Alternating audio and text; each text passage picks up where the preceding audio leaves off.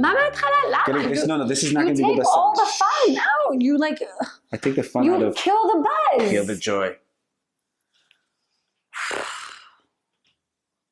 I just disappointed you. Yes, you just disappointed me. And you know what? Don't be afraid of disappointment. And don't be afraid to say it. Exactly. And today we're going to tell you how to reclaim disappointment. Yeah, don't miss the point of disappointment.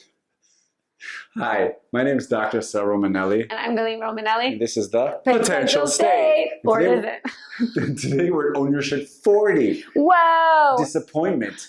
Don't miss the point of disappointment. So disappointment, it's natural and unavoidable, yet we all fear it. We fear. Why do we fear disappointment? So much. Because we're afraid that if we disappoint a partner, they'll get up and leave us. Right, that's it. It's over. So there's kind of like this unconscious pact that we won't talk about it. And we won't say it. And won't say it, even when it happens, because it's impossible not to happen. Right, it's gonna happen. Right, and I'm reminding us that Gottman talks about in their research that 70% of our problems are unsolvable, which means we will be having constant frustration. At some stage, you will be disappointed by someone you are in a relationship with. It's gonna happen. And we're so afraid of it. Buckle up. Buckle up. Click. But when we avoid disappointment, what happens? We create a smoke screen. We don't address. Like bury it. We bury it. We don't own our shit. And slowly we have these blind spots and these taboo areas where we won't talk about it because we don't want to talk about the disappointment. And then what we're actually doing a lot of times, couples will tell me, well, I'm protecting my partner. But by protecting them, by not sharing the disappointment, we're robbing them from a chance to grow. And I think we're kind of festering resentment. Right. Both for them, right? Because we're disappointed, but also for ourselves that like, oh, I can't, there's no outlet, there's no place to express your disappointment. And we become bitter and then become kind of like victim-y, like, oh, he can't see, can he see? And also there becomes this disconnect, right? Because if we assume that we're going to be disappointed, or if we kind of are afraid of being disappointed, then we don't necessarily put ourselves out there, and then we don't make requests. We lower the bar. Right? Because we don't want to be disappointed. And so we don't put our needs and our requests and our wishes out there. No, because heaven forbid, we might be disappointed. But actually, we're inviting you to think of disappointment as a window. It's a window for you to show your partner your values, your dreams, your wishes.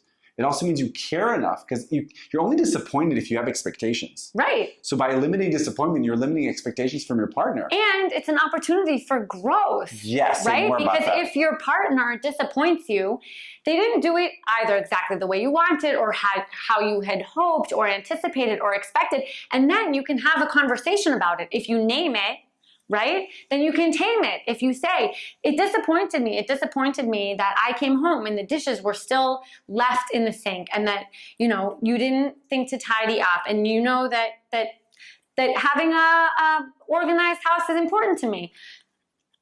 For example. Deal with that. So even if you take So then it's a conversation and we can talk about it. But it's also an invitation. Like when Galit shares her disappointment, it's an invitation for me to step up. And it's also an invitation for him to just be there with me, right? Like with the vasectomy. Can we do that now? Let's go to an example, sure. So I expressed that I was disappointed. I was disappointed that Assael didn't step up. We had talked about it. We went through a process. We, you know, talked about it with doctors. It's been a very long time for me sharing, you know, holding the majority of the responsibility for contraception. And I was disappointed. I was disappointed that he had decided not to follow through with it. And so I shared it with him. And he was just there with me. He was there in that feeling. He didn't have to fix it. He didn't have to solve it. But he could empathize. He could be there with my disappointment. And we could have that shared feeling. And I think that was a peak of a process that we've been working on. How can we re-embrace disappointment? So oftentimes I would share with Galit, or she would share with me little disappointments. And I think the vasectomy was a big one where we learned through blood, sweat, and tears that it's okay for my partner to be disappointed. And it's a chance for me just to let that land and I don't have to immediately like be scared of it or think that she's going to leave me. Right. I can actually breathe into that. So one time I had a boyfriend who, that was like the biggest kind of like cloud over our relationship of like, don't disappoint. Like we must never say to each other. I think at one point we even kind of said it like, don't ever disappoint me and I don't ever want to feel disappointed by you.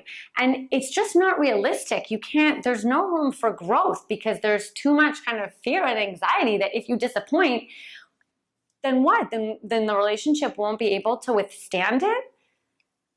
Disappointment is a window, is an invitation, is a chance for growth. Yes. And now we're going to give you a few tips how to do it. First of all, share this episode and with the people in your life, with the person who, if you're in a relationship with them, because the idea is to reclaim disappointment as a valid feeling in the relationship. It's a desired feeling even. Yeah, I want to know where I disappoint my partner. Yeah, name it. Don't be afraid of it. Then accept the fact that you will, like, nobody's perfect. Right. You will it's disappoint. Gonna happen. It's going to happen. Embrace it. And that it means that you care. When somebody shares the disappointment, it means that they care. Again, make sure that it's not, it becomes a weapon, a tool to jab and minimize and hurt. That's not cool. And then the first thing is consciously celebrate when they do meet or exceed your expectations. Before you start bringing out disappointment all the time, say, that was amazing. Yeah, that was well great. done. That was great. I'm so glad we moved to Saba. It exceeded your expectations. Exceeded my expectation. Bedtime. Bedtime. Big time. Big time and bedtime. And then, after you have that culture, try, when you bring in disappointment, add a little bit of play. A little bit of always. So we sometimes side dish of play. Right. So we sometimes do. You disappointed me. Oh, you disappointed me. And by giving just a little bit of lube on that, a little bit of play on the disappointment, you're helping it land easier. It helps the medicine go down. All right. So when Galit says to me that I disappoint her, for instance, in the vasectomy, usually it's you saying to me. Right. You disappointed me. Right. But when somebody says that to me, when Galit says that to me, first thing, let it land. You're going to you'll have these feelings of shame or fear. Yeah, you'll want to be defensive. You'll want to be like, no, but. So just breathe into that. Don't disconnect. Don't move away. Let that in. You can even ask why. Or what exactly. Or what was your need? Or what was your wish? Or what was your want? Or just silence. Sometimes silence is golden. Exactly. And then breathe and own your shit. And assume that probably there's a little bit of truth, if not a lot of truth, in what they're saying. So before you're saying that's only yours, just let that land and sit and see. That's their subjective truth. Right. And you know what? Subjective is the new objective, a reference to that episode. Totally. But just see what's coming up, and also try to see what the emotional bid is underneath. Yes. Like, why are they sharing that emotional bid? Check out that episode.